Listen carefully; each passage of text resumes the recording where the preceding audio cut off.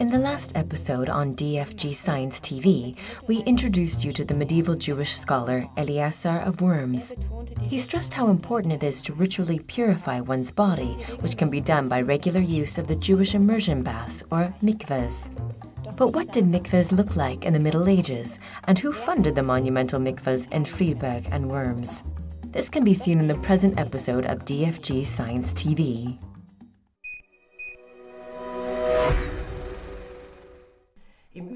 Incidentally, Eleazar lived in Worms, and the mikveh was built there in 1185.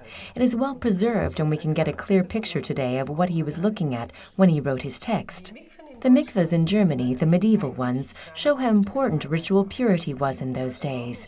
The Jews in Germany did not simply build wooden bathing huts, but large monumental mikvehs, very much like churches and sometimes from the same builders, only that the small Jewish community had to bear all the costs on its own. And it was a great honor for the members of the community when they can make a donation towards the costs for the communal building. For instance, we can still see inscriptions on the mikveh in Friedberg listing the names of the donors from the 13th century. Our team is now setting out to find one of these inscriptions at the mikveh in Friedberg. The Jewish bath in Friedberg is the largest surviving medieval mikveh in Germany. Ja, das Besondere an der Friedberger Mikve ist die. In fact, one of the main features of the Friedberg mikveh is its enormous depth, all of 80 feet, measured from street level to the bottom of the tub. The water is about 8 to 10 degrees Celsius and remains so throughout the year. The temperature remains more or less constant the whole year round because the bath is set so deep in the ground. Because the water table has risen over the centuries, the inscription the team is looking for is now underwater. Deep down by the cold water, our researchers and the director of the local museum, Johannes Kögler, have met up with Mr. Brunke, who is going to take a dive with his camera.